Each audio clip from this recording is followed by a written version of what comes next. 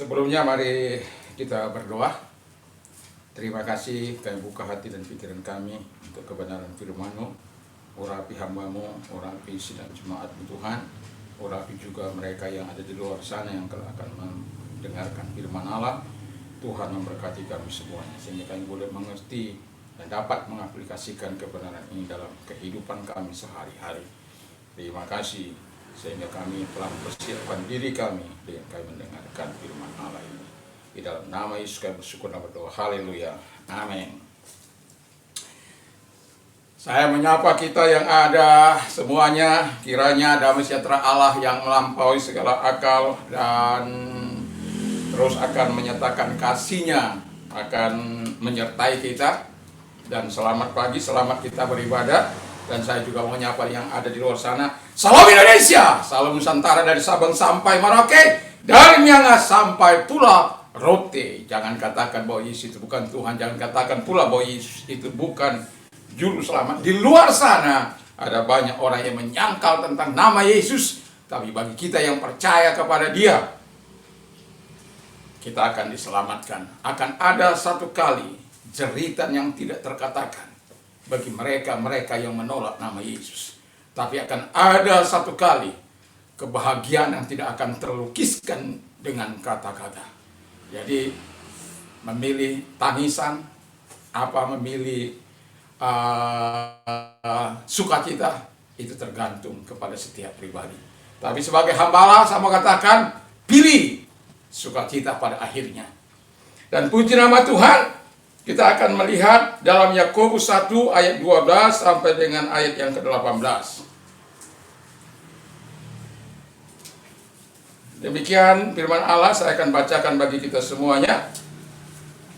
Berbahagialah orang yang bertahan dalam pencobaan, sebab apabila sudah tahan uji, ia akan menerima mahkota kehidupan yang dijanjikan Allah kepada barang siapa yang mengasihi Dia. Apabila seorang dicobai, janganlah berkata pencobaan ini datang dari Allah, sebab Allah tidak dapat dicobai oleh yang jahat, dan Ia sendiri tidak mencobai siapapun. Tetapi tiap-tiap orang dicobai oleh keinginan sendiri, karena ia diseret dan dipikat olehnya. Dan apabila keinginan itu telah dibuai dan melahirkan dosa, dan apabila dosa sudah matang, ia melahirkan maut. Saudara-saudara yang kekasih, janganlah sesat. Setiap pemberian yang baik dan setiap anugerah yang sempurna datangnya dari atas, diturunkan dari Bapa segala terang. Padanya tidak ada perubahan atau bayangan karena pertukaran. Atas kehendaknya sendiri, Ia telah menjadikan kita oleh firman kebenaran, supaya kita pada tingkat yang tertentu menjadi anak sulung di antara semua ciptaannya. Puji nama Tuhan. Ya, tentu kita tidak ingin menderita dalam kehidupan kita. Satu kali ketika Yesus bercerita kepada Petrus dalam Matius 16 ayat 23 dan seterusnya.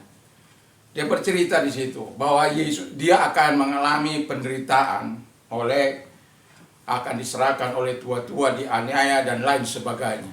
Petrus bilang begini. Lalu dia bilang begini, jangan itu sampai terjadi padamu. Lalu Yesus katakan pada Petrus, nyala engkau setan, karena engkau tidak tahu apa yang akan diperbuat oleh Bapa segala terang itu. Artinya begini, yang mau saya katakan adalah bahwa Yesus telah menderita. Bahkan Alkitab mengatakan Dia datang untuk menggenapi apa yang sudah dinubuatkan terlebih dahulu. Jadi penderitaannya itu bukan sekedar yang dijalani, tetapi memang sudah dinyatakan bagaimana soal kelahirannya, bagaimana soal pelayanannya, kehidupannya, dan penyalipannya, dan lain sebagainya. Semua sampai pada kedatangan kali yang kedua. Tetapi kedatangan kali yang kedua belum digenapi. Nah, sidang jemaat yang kekasih dalam Tuhan, tema kita adalah tujuan penderitaan bagi orang percaya. Saya mau baca sedikit dalam bahasa Yunaninya, karena saya ayat 12 khususnya. Makarios anir Makarios itu masih kita ingat, Makarios itu adalah happy, blessed, diberkati ya. Jadi orang yang Makarios itu adalah orang yang diberkati, sekaligus juga orang yang bahagia. Anir itu orangnya. Os ipomen. Jadi ipomen pisasmon, ya, pisasmon. Di sana dikatakan pisasmon itu adalah, ini yang mau saya tekankan, nyala api siksaan. Pisasmon itu jadi dikatakan di situ dengan jelas kalau kita ya sedang menghadapi itu apa itu? Ipomeni itu tetap teguh, tetap bertahan di dalam nyala api siksaan. Saya tidak bisa bayangkan itu. Bagaimana orang bisa bertahan, bagaimana bisa orang teguh di dalam api siksaan. Dalam bahasa Indonesianya agak sedikit ringan, godaan. Ya, kita bisa bayangkan api siksaan yang dialami oleh Sadrak, Mesak, Abednego yang mengangkat mati, yang mengangkat ke dapur api itu mati. Tetapi Sadrak, Mesak, Abednego itu tenang-tenang saja jalannya. Dia berada di dapur api itu bersama seseorang, yaitu Tuhan. Ketika Tuhan anugerahkan Nebukadnezar untuk melihat dapur api itu, semua orang tidak bisa melihat. Semua orang, rakyat tidak bisa melihat. Karena rakyat tidak bisa memberikan keputusan apa-apa tentang nasib ketiga orang ini, kalaupun bisa mereka lihat. Tetapi raja diizinkan oleh Tuhan untuk melihat mereka. Dan dia bertanya, bukan ketiga orang kita masukkan? Iya, Tuanku Raja. Kok ada empat itu? Yang satu rupanya seperti dewa. Wih, keluarkan. Ya, akhirnya dimatikan dapur api. Ya, yang tadi sudah kita dengar bahwa Anda nanti bisa baca di dalam Daniel 3 itu. Bagaimana yang mengangkatnya mati sementara mereka tenang-tenang. Ya, itu dapur api siksaan yang membawa harusnya kematian. Tetapi bagi mereka, tidak. Demikian juga sebagaimana dikatakan oleh Tuhan. Makarios aniros ipomeni pirasmon. Jadi berbahagialah orang yang bertahan, yang tetap teguh, ya, bertahan, tetap teguh, dan juga bersabar, tinggal, ya, tahan menderita. Itu artinya, ketika saya melihat kamus, ya, bahasa Yunani, kok luar biasa gitu loh. Ya, kita terlalu, bahasa Indonesia kita terlalu enak, godaan. Memang ada di situ kata bujukan, ada. Ya, dalam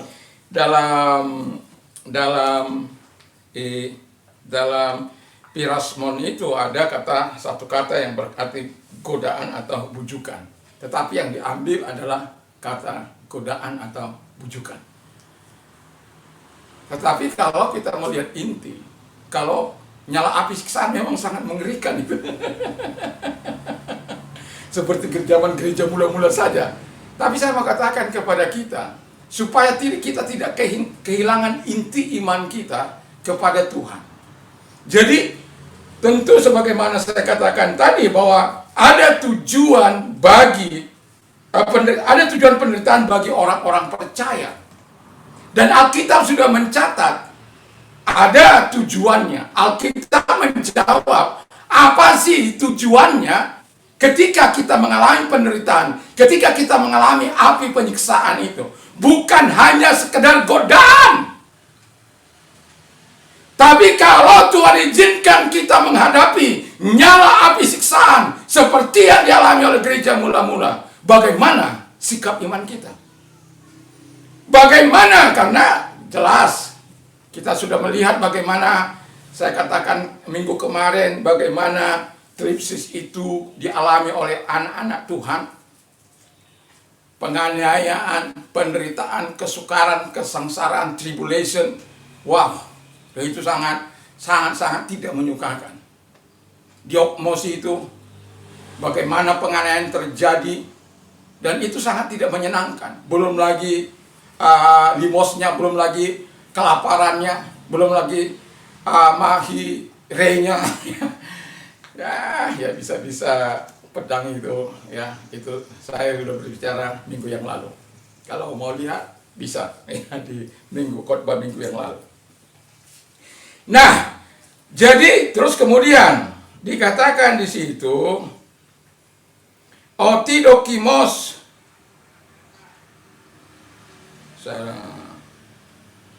genamenos, alips te ton stepanostis zoi. Stepanos te zoi itu adalah mahkota kehidupan. Itu bukan bios tapi zoi, itu kekal. Zoi. On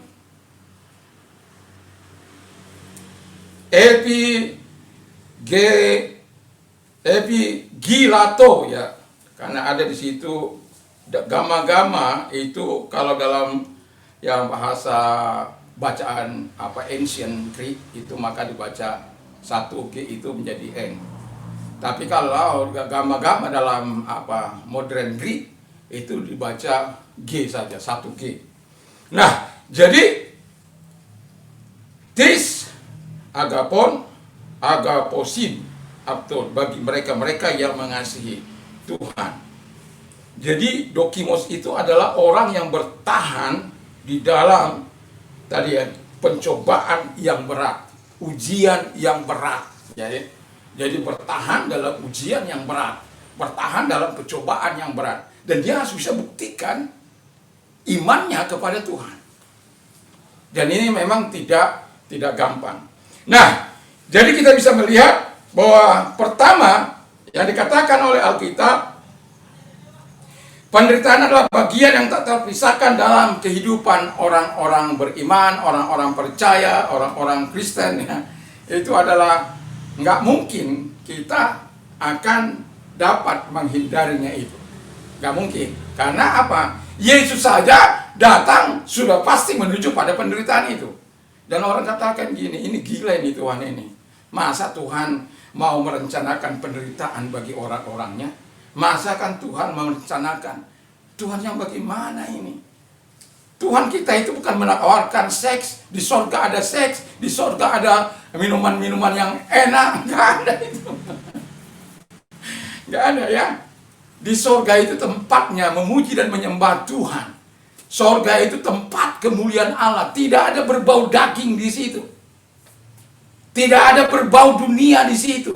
Tidak ada berbau keserakahan di situ. Tidak ada berbau hawa nafsu di situ. Yang ada adalah kemuliaan kepada Dia.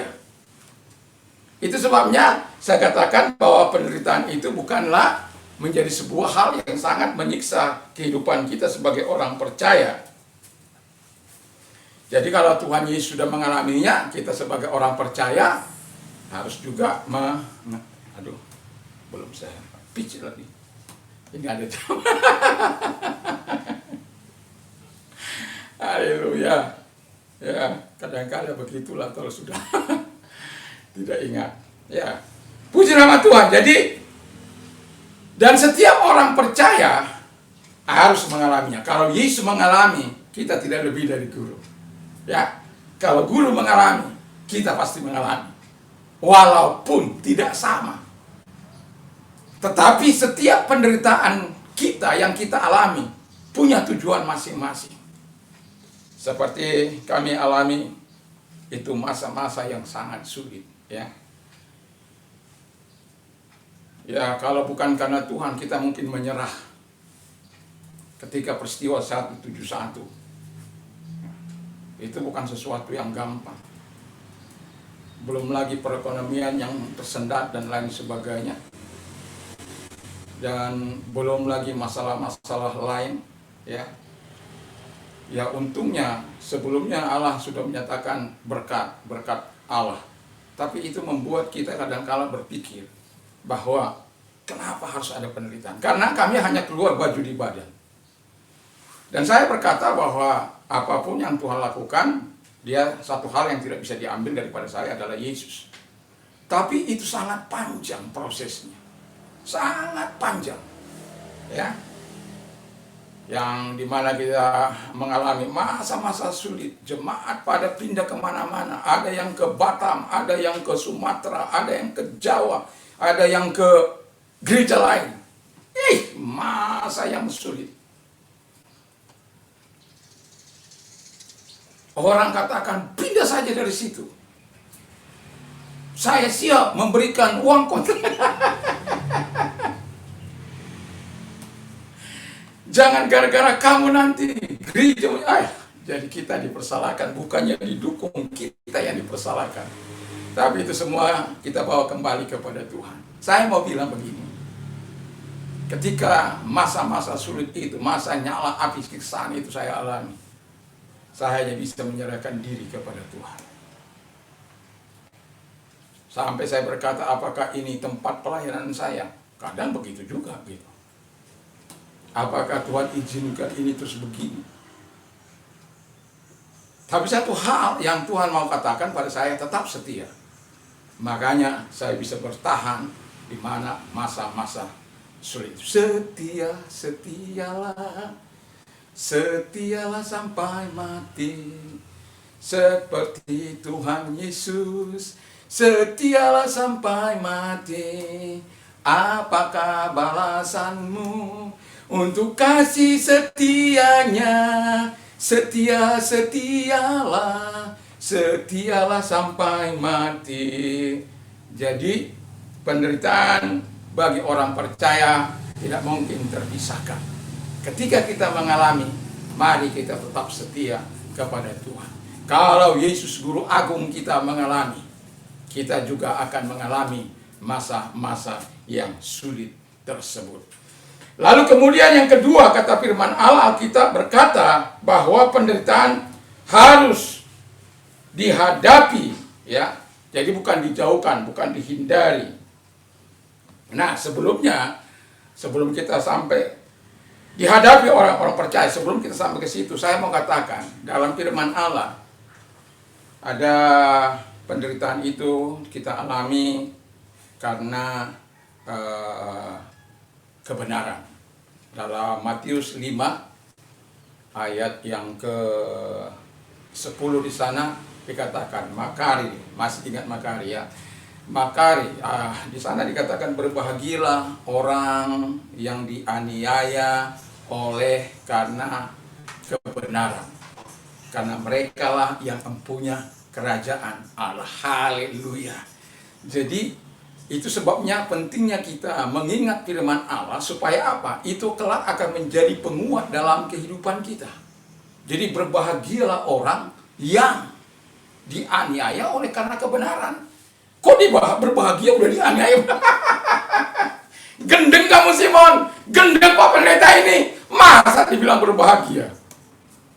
Seperti yang saya katakan kepada seorang bapak di waktu pelayanan saya dengan celana pendek, baju pinjaman, dan short baju pinjaman, khotbah, bersyukurlah buat segala apa yang kita alami. Seorang bapak bilang begini, gila Pak Pendeta itu. Masa kita dalam susah dibilang bersyukur? Saya bilang, Bapak, apa yang Bapak diambil dari Bapak? Enggak ada sih memang. Saya keluar baju di badan, tapi saya tidak bersungut-sungut. Saya tidak mempersalahkan Tuhan dan tidak mempersalahkan siapapun. Bapak itu tertutup malu. Bapak tidak ada apa-apa yang diambil. Hanya keluar kesusahan sementara saja. Kami. Dan baju yang saya pakai pun diambil orang. Yang saya jemur diambil orang. Bertambah-tambahlah penderitaan itu. Kita mengalami bukan karena kita berbuat jahat, tapi karena kita melakukan kebenaran. Orang yang perang di Ambon sana, kita yang menderita di sini. Ada apa dengan anak bangsa? Tapi itu dulu. Tapi saya mau katakan, kita bisa menderita oleh karena kebenaran itu. Yang kedua, ayat ke-11 yang dikatakan, 10, 11, berbahagialah kamu Jadi tetap dikatakan orang-orang yang menderita itu disebut berbahagia oleh Yesus. Ini bukan perkataan siapa-siapa ini loh. Ini perkataan Yesus dalam Matius 5 ayat 10 tadi, karena kebenaran, berbahagialah kamu karena aku, karena Kristus. Kamu dicela dan dianiaya, dan kepadamu difitnahkan segala yang jahat. Kalau dalam bahasa Inggrisnya, karena kepentingan dia, bukan karena kepentingan kita. Jadi kalau ada orang memberitakan Yesus, diolok, dicela, dianiaya, bersyukurlah. Anda disebut orang yang berbahagia. Anda disebut orang yang diberkati. Wah, saya mau orang yang diberkati Tuhan, walaupun kadang-kala harus mengalami penderitaan. Tapi saya bisa melewati masa-masa sulit itu karena Tuhan. Coba titik baca dulu Mazmur 91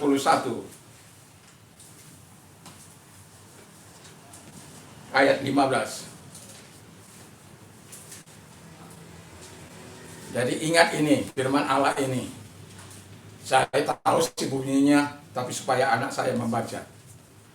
Mazmur 91 ayat 15. Bila ia berseru kepadaku, aku akan menjawab. Bila ia berseru kepadaku, aku akan menjawab. Ini yang penting. Terus. Aku akan menyertai dia dalam kesesakan. Aku akan menyertai dia di dalam kesesakan. Aku akan meluputkannya dan memuliakannya. Aku akan meluputkannya dan memuliakannya. Ayat selanjutnya, dengan panjang umur aku panjangkan umurnya dan akan kutunjukkan keselamatan daripada aku. Tapi ayat yang ke-14 Anda tidak boleh lupa. Ayat yang ke-berapa? Mengasihi. Coba bacakan itu, Ti. 14. Di atasnya, ya. Sungguh hatinya melekat kepadaku, maka aku akan meluputkannya. Sungguh hatinya melekat kepadaku. Aku akan membentenginya sebab ia mengenal namaku. Aku akan membentenginya sebab ia mengenal namaku. Jadi intinya adalah sekalipun kita menderita, sekalipun kita mengalami aniaya, ingat, melekatlah pada Yesus, ya. Kenal dia.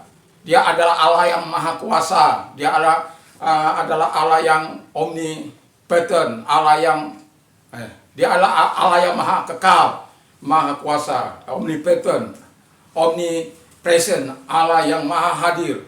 Jadi omniscient, Allah yang maha tahu. Wow. Jadi kalau dia dari kekal kepada kekal, dia menjadi Allah kita. Nggak mungkin dia tidak menggenapi apa yang kita baca tadi.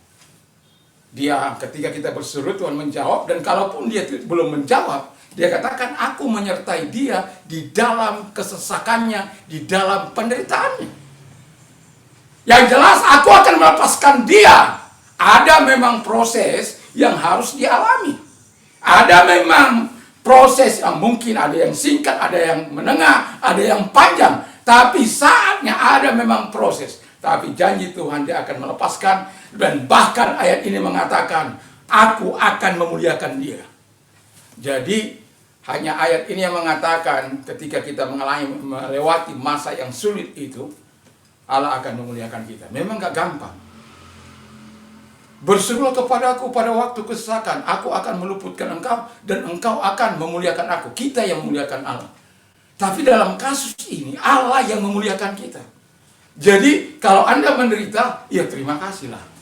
Ya, jadi ada orang menderita karena kebenaran, yang kedua karena Yesus, dan yang ketiga, kalaupun ada orang menderita, kalau Anda pernah baca karena iman, itu karena pasti iman Anda kepada Kristus. Kalau nggak iman Anda kepada Kristus, kepada kebenaran, karena kebenaran itu adalah Yesus. Saya tidak memisahkannya. Lalu kemudian yang ketiga adalah di mana sebagaimana firman Allah katakan bahwa kita menderita oleh karena kasih karunia. Saya baca dulu.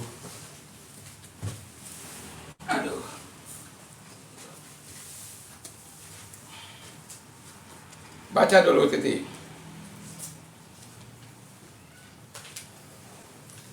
1 Petrus 2 ayat 19.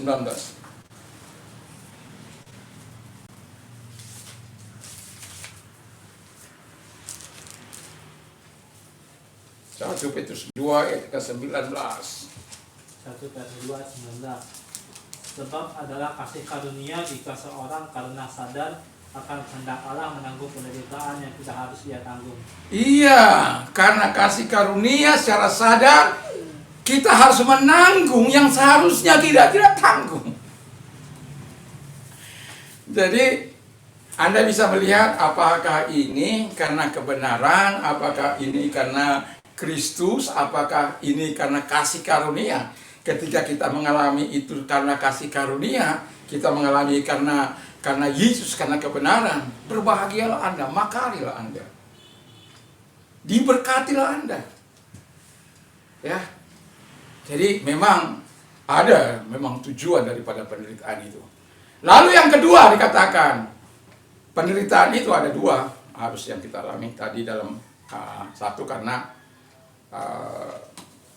apa yang baik, yaitu melakukan kebenaran, melakukan percaya pada Yesus, dan kemudian karena kasih karunia. Yang kedua adalah bagian kedua macam penderitaan itu adalah karena yang jahat.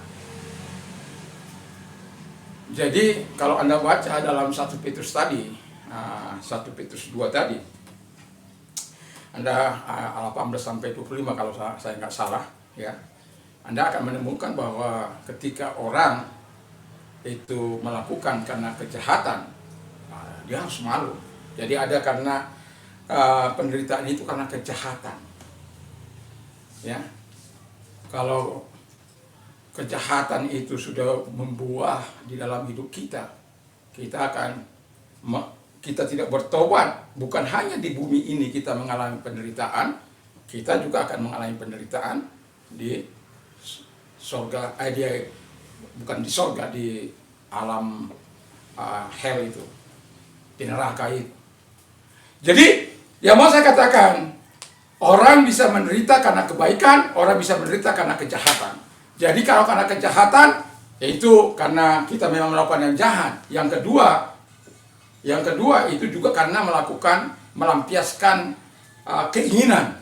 Keinginan, kita tahu ada keinginan daging. Ya, keinginan daging, iri, benci, sakit hati, ya, mencuri, membunuh, percabulan, zina dan lain sebagainya. Itu dilakukan.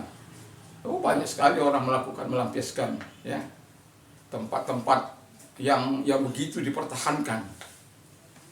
Saya pernah di sini ada pasar beras di daerah kami ini. Saya pernah mengatakan kepada aparat, kenapa itu tidak bumi hanguskan saja? Aparat ini bilang apa? Dahulu saya kecil di sini, udah ada pasar beras itu. Dan sudah jadi pejabat pun masih ada pasar beras itu. Siapa yang salah? Sementara orang mau beribadah dilarang. Orang mau menyatakan kebaikan dilarang. Aneh, kebalik-balik dunia ini. Tapi kalau itu karena kita melakukan yang baik, ya sudahlah. Kita menderita, ya berbahagialah. Tapi jangan kita karena menderita karena keinginan daging. Jadi keinginan mata. Saya membaca seseorang sahabat karib yang begitu luar biasa, diberikan kepercayaan. Seorang wanita temannya lagi mengandung, dia diberikan kepercayaan, tapi dia embat itu hasil kekayaan, hasil usaha dari temannya itu. Padahal teman baik, ya.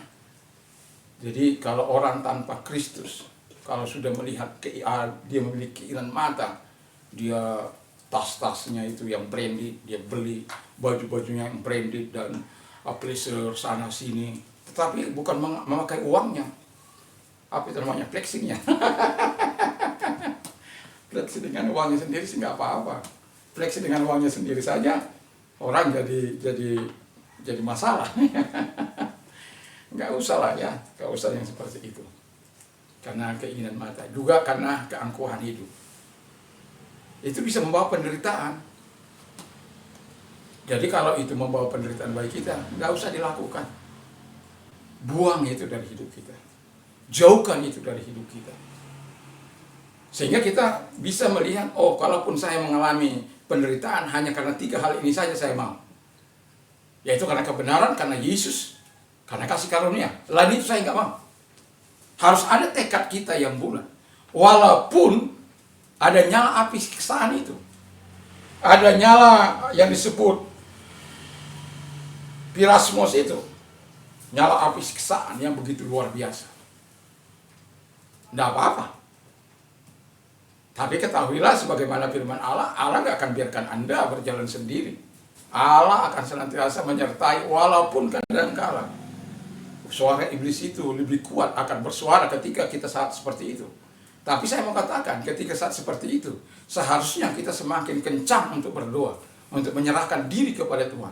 Kalau tidak, suara iblis akan lebih keras daripada suara Tuhan. Tapi kalau Anda, makanya seringkali saya katakan, kalau Anda sedang mengalami masalah dalam hidup ini, 100 kali Anda belum bisa kalahkan, 101 kali, 102 kali, sampai dia kalah. Yang jelas jangan sampai dia menang. Dia harus kalah. Itu harus kita lakukan dengan tindakan iman. Nah, jadi penderitaan harus dihadapi orang percaya. Nah, ketika kita mengalami penderitaan, janganlah putus asa. Ya, kan ada orang putus asa, bahkan ada orang bunuh diri. Wah, itu nggak benar itu. Kalau kita mengalami penderitaan, itu bahwa itu tujuannya adalah sesuatu yang baik, ya. Makanya tadi kalau kita berada dalam posisi yang 3 ini, karena kebenaran, karena Kristus, karena kasih karunia yang diberikan kepada kita, seharusnya itu membuat kita makari, membuat kita happy, membuat kita diberkati oleh Tuhan. Sekalipun kita ya mungkin di kamar kita sudah nangis-nangis, tapi saat kita di mana? Di perkumpulan teman-teman kita sangat bisa bersuka cita. Saya ingat betul nasihat orang tua saya, tangis au di hagunian, mekel au di sihapatalan. Jadi dia nangis ketika dia mengalami penderitaan, nangis di tempat-tempat tersembunyi, tapi tertawa ketika bertemu dengan teman-temannya. Karena apa? Ada kekuatan Roh Kudus, ada kekuatan firman, ada kekuatan Kristus yang akan menyertai orang-orang yang sedang mengalami penderitaan itu. Itu sebabnya dia bisa tertawa. Bukan tertawanya bukan dibuat-buat, tapi lepas. Ya, lepas kenapa? Ada jaminan, ada kepastian di dalam Yesus itu, pertolongan yang dari Tuhan itu. Kalau dalam dunia ini nggak ada kepastian, tapi dalam Yesus itu ada kepastian. Pertolongan itu pasti tiba. Memang ada proses yang kita alami, tapi jangan menyerah, jangan putus asa. Ketika Anda menghadapi persoalan itu, Anda putus asa, kecillah kekuatan Anda. Bahkan ada yang sampai mengakhiri hidupnya. Tadi sempat saya lihat dia baru pulang, tapi saya belum tahu, cuma judulnya saja. Saya mau picit dia hidup.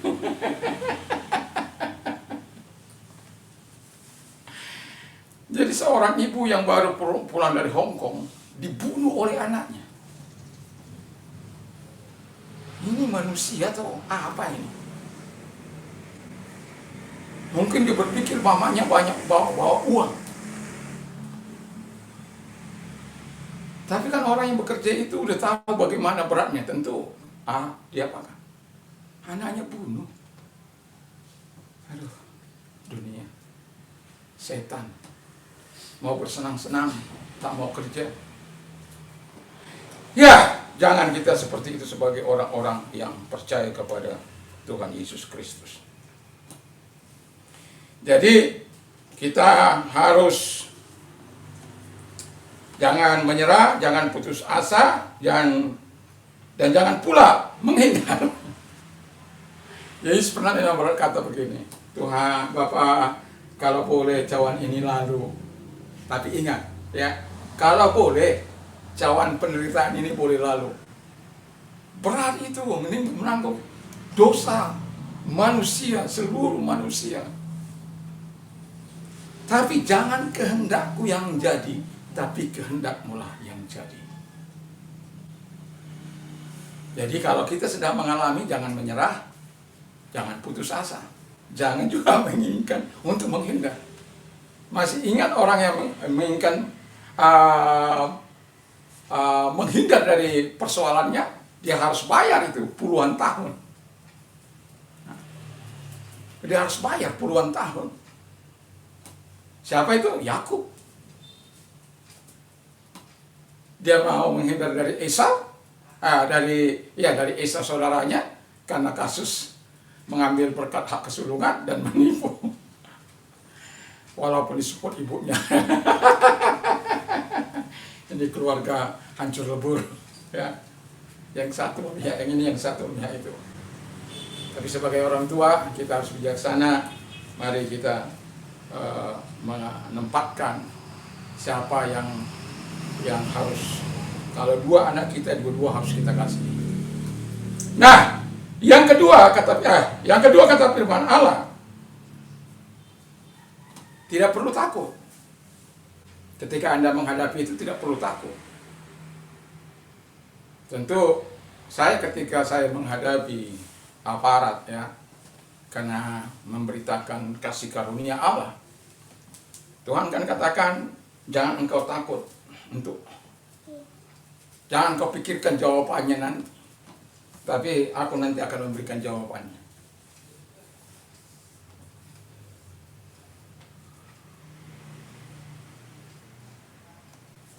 Dan saya bisa merasakan bagaimana Allah memberikan kekuatan yang begitu luar biasa. Dan saya juga tidak pernah memikirkan bagaimana saya harus menjawab di depan mereka. Saya masih ingat Kolonel Tugim, nggak tahu sekarang ini di mana, ya, bersama beberapa mayor dan kapten yang mengapai saya. Tapi pada akhirnya, ya, mereka berkata kepada saya, kalau begitu lapor balik saja. Tapi saya katakan tidak, saya tidak ingin kualitas saya dengan kualitas mereka menjadi sama. Biar Tuhan yang mengadakan, karena firman Allah katakan pembalasan itu bukan hak saya, pembalasan itu hak Tuhan. Dan bersyukurlah bahwa Tuhan itu adalah Tuhan yang baik. Dia tidak akan biarkan engkau menderita seorang diri. Tapi jangan pernah takut. Karena dalam 2 Timotius 1 ayat yang ke-7, Allah tidak memberikan kepada kita roh ketakutan, melainkan roh yang memberikan kasih, kuasa, dan ketertiban. Jadi Allah tidak memberikan kita roh penakut, ya. Dan kembali kepada penderitaan itu adalah kasih karunia. Jadi kalau kita mengalaminya, terpujilah Tuhan. Blessed, ya, and happy. Makari. Lalu kita seperti yang sudah kita katakan tadi, bahwa manusia memang harus mengalami penderitaan. Selama Anda namanya mengiring Yesus, Anda tidak akan lepas dari penderitaan itu. Karena ada tujuan dari penderitaan itu, sebagaimana yang diharapkan oleh Tuhan. Dan tujuan itu harus kita nikmati. Sehingga kita bisa memberikan kemuliaan bagi Tuhan dari penderitaan yang kita alami. Bukan kutuk, bukan sumpah serapah, bukan sumut-sumut, tapi kemuliaan yang kita berikan kepada Allah. Cuma seringkali kan saya katakan, kalau kita sedang mengalami masa yang seperti itu, mintalah kekuatan yang daripada Tuhan, dari firman, dari Roh Kudus, supaya kita mampu melewati nyala api kesabaran itu, pirasmos itu, kita mampu melewati pirasmos itu. Baik itu merupakan godaan, baik itu merupakan pencobaan, baik itu merupakan bujukan, godaan, kita bisa melewatinya. Yang mau saya katakan adalah bahwa kalau kita mengalami godaan atau pencobaan, sebenarnya tujuannya adalah untuk meruntuhkan iman kita. Tapi kalau ujian itu ingin menentukan kualitas iman kita, bagaimana kita dapat menentukan bahwa ini sedang kita mengalami ujian? Ya ketika kita hidup dalam kebenaran, ketika kita hidup dalam Kristus Yesus, ketika kita hidup dalam kasih karunia. Tapi kalau pencobaan karena hawa nafsu, daging, dan lain sebagainya, itu membuat kita menjadi orang the loser, bukan the winner. Sementara Alkitab katakan kita lebih daripada pemenang. Bahkan Alkitab katakan bahwa dengan jelas Mahera itu pun tidak mampu memisahkan kita. Pedang itu pun tidak mampu memisahkan. Kelaparan seperti yang saya katakan, limos itu tidak bisa memisahkan kita. Kindinos, bahaya pun tidak bisa melepaskan kita. Hipnotis tidak bisa memisahkan kita. Apalagi tripsis. Tripsis seperti yang saya katakan itu. Gak bisa. Kesukaran, penderitaan, aniaya, tribulation, kesengsaraan dan lain sebagainya. Diagnos gak bisa. Aniaya itu. Penganiayaan gak bisa. Lalu stenohoria, difficulties, kesukaran, tidak ada yang bisa, ya. Jadi makanya dikatakan apakah yang dapat memisahkan kita dengan kasih Kristus? Nggak ada yang bisa memisahkan kita dengan Kristus. Selama, karena saya katakan waktu minggu yang lalu bisa ini membuat kita terpisah dari Tuhan. Tapi selama kita memiliki hubungan yang baik dengan Tuhan, kita akan bisa melewati masa-masa sulit itu. Dan ini juga ketika kita tahu bahwa tujuan penderitaan itu agar kita memberi hormat kemuliaan kepada Tuhan, memberi kebesaran tentang namanya, kita bisa melewatinya. Karena bukan dengan kekuatan kita, bukan kuat atau gagahku, melainkan roh, kata Tuhan. Jadi kalau roh yang menyertai kita, tidak ada kekuatan lain dalam dunia ini. Itu sebabnya biar saya masuk ke pedalaman, saya nggak pernah takut. Berapa hari yang lalu, saya setiap malam itu saya bilang begini. Kalau engkau mau berbicara, berbicaralah. Mungkin saya sudah tertidur, tapi rohku akan tetap terbuka bagimu. Hatiku akan tetap terbuka bagimu. Jadi pada saat itu, saya sedang mengalami masa di mana orang mengejar-ngejar untuk membunuh saya. Ada 3 orang. Lalu pada saat terjepit, karena saya memang berupaya untuk menghindar supaya jangan terjadi ya masalah lah begitu ya. Nah, tapi pada akhirnya saya tertangkap oleh mereka. Dan satu-satunya yang saya harus sadari, karena saya sudah ada di sudut, ya. Jadi saya ingat firman Allah, kalau orang sudah seperti itu, satu-satunya adalah melawan, ya. Kesana nggak bisa, kesana nggak, hanya ke depan saja. Satu-satunya adalah melawan. Nah, ketika hati saya lagi kepada Tuhan, saya tidak bisa begini, Tuhan, tolong saya. Tiba-tiba itu besar sekali, ya. Manusia besar sekali. Nah, kemudian ketika mereka melihat itu, mereka lari. Saya sebenarnya takut. Besar sekali orang ini, ya. Tidak kelihatan mukanya soalnya, tapi besar. Ingat saya firman Allah, roh yang ada padamu jauh lebih besar daripada roh-roh dunia ini. Nah, kemudian gurunya datang untuk menyerang saya. Nah, saya nggak tahu ceritanya bagaimana. Kok tiba-tiba yang merasa sakti ini datang untuk mengapa saya? Dia masih di belakang saya ini, masih dilihat juga, lari dia. Saya bilang begini, terima kasih Tuhan. Saat tertidur pun kadang-kala kita nggak tahu. Ada orang-orang yang siap mengerjai kita. Tapi Tuhan adalah Tuhan yang membela kita. Jadi, karena saya baru cerita itu bahwa Tuhan itu lebih besar. Karena ada seseorang yang bercerita bagaimana dia diguna-gunai. Tapi saya nggak ngeh gitu loh. Saya cerita ada orang yang di belakang saya yang diguna-gunai, yang akhirnya keluar ular dari sini gitu. Nah, setelah cerita itu, baru terjadi apa yang saya alami itu. Saya bilang, apa hubungannya? Saya juga nggak berdoakan orang itu. Cuma saya katakan mengajar dia, satu-satunya untuk menghadapi cara-cara seperti ini adalah berdoa.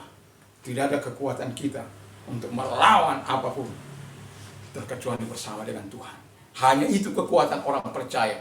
Hanya itu kekuatan kita ketika kita mengalami penderitaan, ketika kita mengalami persoalan yang begitu luar biasa.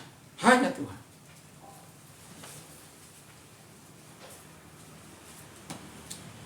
Jadi ketika engkau menghadapinya, berikanlah syukur pada Tuhan, ya. Berikan syukur, hormat, kemuliaan kepada Tuhan supaya apa?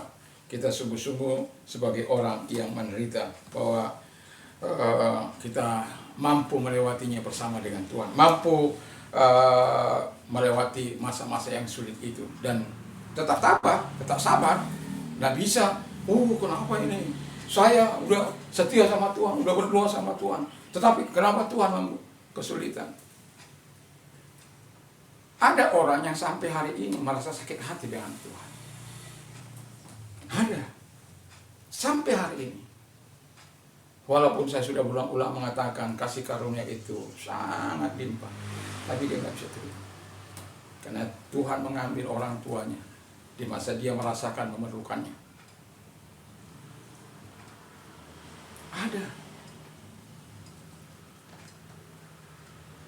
Tapi saya mau katakan kepada kita, ada juga orang tua yang tidak bisa move on karena anaknya dipanggil oleh Tuhan. Tapi dengan penghiburan daripada teman-temannya, dia bisa move on.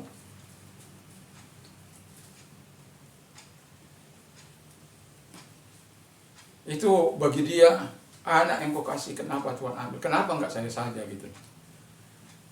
Kita nggak tahu ujung dari hidup seseorang itu. Tapi apapun yang Tuhan lakukan dalam hidup kita, mari kita belajar untuk menyukurinya. Nah, ini kuncinya. Penderitaan memiliki tujuan bagi orang percaya.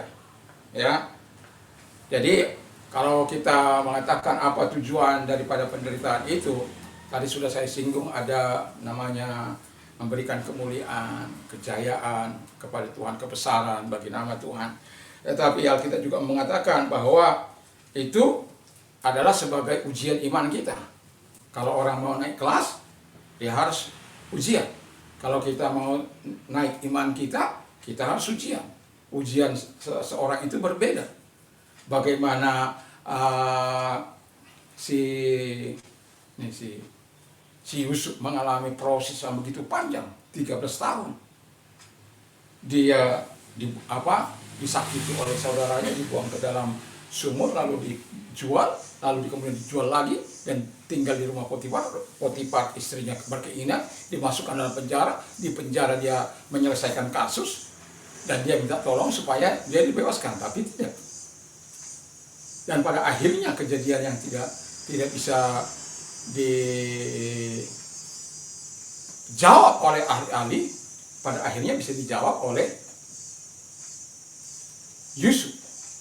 Karena juru minuman ini sadar ada penterjemah di dalam sana yang bisa menerjemahkan mimpi, maka dia dipanggil. Dan setelah itu dia lulus, ya, dia naik ke tempat posisi yang paling tinggi, nomor 2. Ya. Kalau saya mau katakan tidak ada orang bisa bergerak, kata firman Allah, terkecuali atas arahannya.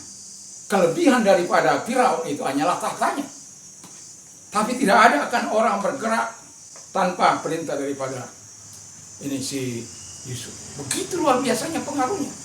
Tapi karena apa itu dia tidak menyalahgunakan. Akan ada orang begitu hebat, ya seperti yang sekarang ini. Aduh, kita lupa. Kecintaan kita berubah. Orang yang selama ini kita puja-puja berubah.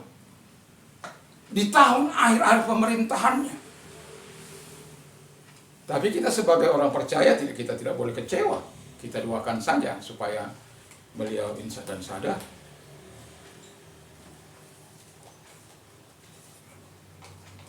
Semua hal sebagai orang percaya, kita harus tetap berada di dalam terang, di dalam kebenaran Tuhan Yesus Kristus. Itulah sebabnya saya bilang setiap pagi kami berdoa dengan teman-teman. Saya bilang ketika saya berdoa untuk orang-orang politik, hanya beberapa hal yang saya minta. Yang pertama itu adalah takut akan Tuhan. Supaya apa? Ketika takut akan Tuhan, mereka bisa terhindar dari godaan apapun. Karena takut akan Tuhan itu membuat orang terhindar dari dosa, dari kejahatan. Yang kedua, itu adalah transparan.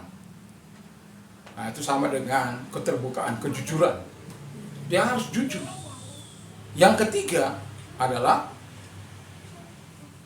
itu dengan kata lain saya katakan dengan surat yang terbuka yang dapat dibaca oleh semua orang. Yang ketiga itu adalah menjadi garam yang memberikan cita rasa di tengah-tengah pembusukan politik. Jadi ada orang-orang yang betul-betul siap menggarami perpolitikan ini, memberikan cita rasa yang nikmat bahwa politik itu bisa digunakan untuk mensejahterakan rakyat. Politik itu bisa digunakan memang untuk kejahatan, tapi bisa juga digunakan untuk hal-hal yang baik. Seperti siapa? Si Yusuf. Kekuasaannya yang begitu luar biasa justru dipakai untuk mensejahterakan kehidupan rakyat, mempertanggungjawabkan kehidupan rakyat supaya rakyat tetap bisa bertahan masa-masa sukar dia akan datang, karena 7 tahun masa kelaparan itu bukan main-main. 1 tahun saja kita udah kolaps, udah utang sana utang sini, dia ada utang, bahkan dia bisa menjual kepada bangsa-bangsa lain. Tapi dia sudah tata begitu luar biasa. Kalau sekarang itu ada gudang bulognya. Ada gudang bulognya. Dia sudah hitung untuk 7 tahun kelimpahan. Dia simpan itu untuk mengatasi 7 tahun kelaparan. Sampai akhirnya bumi kembali menghasilkan. Dan itu karena hikmat Allah menyertai. Jadi kalau dia nggak takut Tuhan, bagaimana mungkin? Nah, lalu yang terakhir itu adalah menjadi terang. Terang itu memberikan arah. Nggak ada terang itu seperti mercusuar di lampu apa sana. Orang-orang di laut sana melihat mercusuar, oh di sana ada daratan. Kalau mereka tenggelam mungkin, mereka sudah tahu kemana mereka harus lari kalau di tengah malam. Karena mereka bisa melihat daratan, bahwa di situ pasti ada daratan, karena ada mercusuar. Demikian kalau kita menjadi terang, bisa memberikan arah, kemana arah yang benar dan baik itu. Ya, jadi kalau kita mengalami ujian proses, ya sabar saja.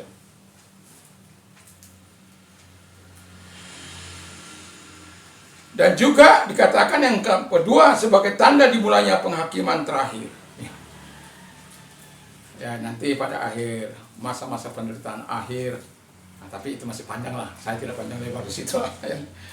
Lalu sebagai kesempatan penyerahan diri, ya, untuk menjadi saluran berkat. Kita tahu bagaimana Paulus mengalami penderitaan. Ya, kenapa dia mengalami penderitaan? Supaya dia bisa menjadi alat penghibur bagi yang lain. Kalau Anda tidak bisa melewati masa, misalnya satu contoh, ketika Anda melewati masa-masa sulit Anda tidak menyerahkan diri kepada Allah dengan sungguh-sungguh, dan Anda akhirnya menyalurkan jalan pintas, selesai sih masalah Anda. Tapi itu tidak bisa menjadi berkat. Nggak bisa. Karena Anda menggunakan jalan pintas. Beberapa hari yang lalu, kami memang dalam keadaan sulit, tetapi ada seorang yang memberkati kami. Ya, lalu kemudian ada 2 orang dalam beberapa hari itu bisa memberkati kami. Dan selesai, saya katakan sama anak saya, selesaikan sudah itu. Jadi ada masa-masa sulit yang tidak bisa kita nyatakan, tetapi saya katakan, engkau mampu menggerakkan hati orang, Tuhan. Setiap kali kami datang bersama, tapi kalau dalam perkumpulan nggak pernah saya nyatakan. Tapi dalam perkumpulan kami bersama anak-anak, bersama dengan keluarga, kami tidak tahu bagaimana kami lakukan, Tuhan. Kami tidak tahu bagaimana mengerjakannya. Tapi kami tetap percaya pada Tuhan bahwa Engkau adalah Allah Yehova Jireh. Allahku akan mencukupi segala kebutuhanku menurut kekayaan dan kemuliaannya. Dan Tuhan kirim. Tiba-tiba pagi-pagi lagi saya sudah bilang begini, lagi mesin saya rusak, ya Tuhan, sudah 2 hari ini, sudah dalam keadaan begini, mesin rusak lagi. Tapi saya bilang, saya tidak tahu apa maksudmu, tapi kiranya Tuhan menolong. Dan Tuhan kirim lagi orang. Oh, di sini saya tahu, dibawa, selesai. Padahal, ya saya berpikir, wah baru bersamaan dengan apa saya ganti olinya, kok bisa habis itu. Ya, tapi ya syukurlah. Nah, jadi yang mau saya katakan kepada kita adalah, ketika kita dalam keadaan situasi yang berat, saya sering katakan, itu adalah kesempatan Allah untuk melakukan mujizat. Melakukan pertolongan Allah untuk melakukan mujizat. Tapi bagi orang-orang yang mungkin tidak sampai ke situ, dia akan melihat besarnya perkara. Seperti Daud melihat, orang Israel melihat Goliat. Semua takut. 600-an ribu orang takut. Melihat Goliat yang begitu, atau Goliat yang begitu luar biasa. Tapi ketika Daud si kecil mungil melihat si Goliat itu kecil, seperti semut dia dilihat, dia justru besar. Ini kesempatan bagi saya, dengan alih-alih saya tembus sudah ini. Karena apa? Kedekatan hubungannya dengan Tuhan, sehingga persoalan itu tidak menjadi melebar, menjadi besar. Persoalan itu kecil dilihatnya kalau dibandingkan dengan Tuhan yang besar.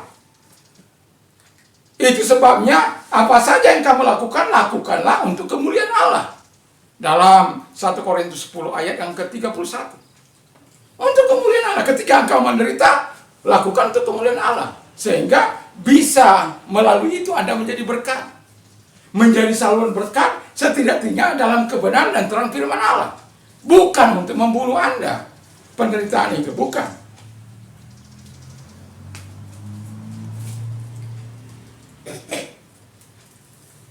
Dan kemudian yang terakhir adalah, sekaligus ketika Allah mengalami penderitaan itu, buat itu menjadi sarana Anda berbuat baik. Gak mudah, memang. Ketika saya diperlakukan tidak adil, saya mengatakan buka air dari sebelah sana. Waktu itu air masih mahal. 1 jerigen itu 500 tahun 2000. 500 atau 1000 saya lupa. Ya. Jadi 1 jerigen 25 liter itu. Jadi orang kadang-kadang ngambil pakai mobil. Di dalam mobilnya itu diisi, nggak tahu tadi dijual. Seberapa banyak pun kau ambil, nggak ada berapa kita permasalahkan. Karena penderitaan yang kita alami, kita mau jadikan itu menjadi berkat bagi mereka. Makanya salah seorang datang kepada saya dari golongan mereka berkata, Tuhan Yesus itu sakti. Tuhan yang orang Kristen itu sakti. Kenapa Bapak katakan begitu? Ya, Anda sudah mengalami semua hal yang tidak baik, tapi Anda bisa menikmati, masih bisa memberikan yang terbaik bagi masyarakat yang sudah menyakiti. Itu semua kesaksian. Kenapa? Kita melakukan yang baik. Jadi penderitaan bukan kita mau tangisi. Oh kenapa Tuhan? Aku kan sudah baik, aku kan sudah beriman, aku kan sudah ini. Tuhan itu kan sudah Tuhan Tuhan lagi lah. Aku menyesal menyembah Kau. Aku menyesal. Bukan lagi. Jangan bilang terima kasih Tuhan kalau Engkau izinkan aku menghadapi ini, dan saya mau memberikan kemuliaan bagi Tuhan. Jadi sebagai penutup, ingatlah bahwa penderitaan itu adalah bagian dari orang percaya, dan itu tidak akan mungkin kita hindari. Hadapi, jangan takut, ya. Jangan anggap, yang kedua, jangan anggap penderitaan itu menjadi sesuatu yang sangat luar biasa. Walaupun persoalan itu luar biasa, tapi lihat Allahmu yang jauh lebih luar biasa, lebih dasar. Ketika saya tidak berbuat apa-apa sebenarnya dalam keadaan tersudut itu, tapi saya melihat, saya sendiri sampai takut sebenarnya melihat saking besar. Tapi saya tahu bahwa itu adalah Tuhan yang melindungi saya. Makanya saya bilang, wah roh yang ada padaku jauh di Yerusalem. Mereka lah. Walaupun mereka kalau datang itu yang mau menebas saya lagi, tapi saya masih lihat dia dari situ. Dia lihat, lari lagi. Jadi Tuhan itu adalah Tuhan yang baik. Jadi kalau kita mengalami penderitaan, bahwa pastikan Allah sedang menyertai. Ya, tidak mungkin Allah tidak menyertaimu. Dan terakhir adalah ketika engkau menderita, yang tidak kalah serunya adalah engkau harus tetap setia. Setialah sampai mati. Seperti Tuhan Yesus setia sampai mati. Tuhan Yesus memberkati. Mari kita tunduk kepala dan kita berdoa. Nanti sama sudah habis. Tadi sudah saya makan, jamnya lagi. Mari kita berdoa. Saya undang kita bangkit berdiri. Terima kasih Tuhan buat segala kasih karunia yang Kau berikan bagi kami. Terima kasih buat pertolongan-Mu. Dan kami sudah mendengarkan firman Allah dalam hidup ini. Bahwa ada tujuan penderitaan bagi orang-orang percaya. Dan ketika kami mengetahui kami menderita karena apa, sudah seharusnya kami bangga kalau karena iman kami, karena kepercayaan kami kepada kebenaran, kepada Kristus, karena kasih karunia, kami tidak perlu berkecil hati karena Tuhan bersama dengan kami. Tapi kalau karena kejahatan, karena perbuatan hawa nafsu daging kami menimpa masalah-masalah dalam hidup ini, segeralah kami bertobat. Terima kasih, kami bersyukur, kami berterima kasih dalam nama Yesus. Haleluya. Amin. Dan saat ini Tuhan, kami mau berdoa bagi mereka-mereka yang mendengarkan firman Allah yang ada di luar sana. Kiranya kekuatan firman Allah menyertai mereka sehingga mereka tidak berkecil hati ketika mereka mengalami proses yang panjang.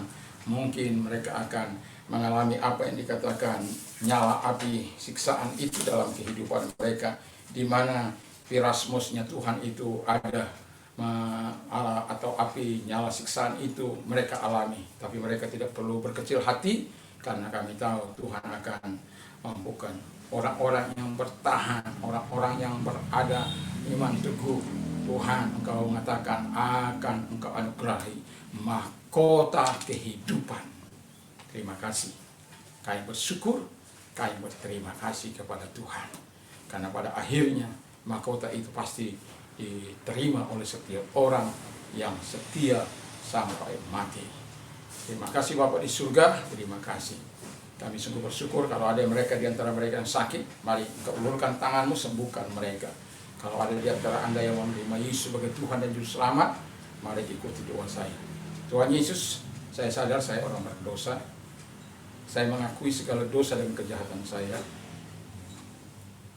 Dan ampuni segala dosa dan kejahatan yang pernah aku lakukan dengan kuasa darah-Mu yang kudus itu. Saat ini saya percaya kepadamu bahwa Engkau telah menjadikan aku anak-Mu. Engkau selamatkan, Engkau berikan hidup yang kekal. Terima kasih dalam nama Tuhan Yesus. Amin.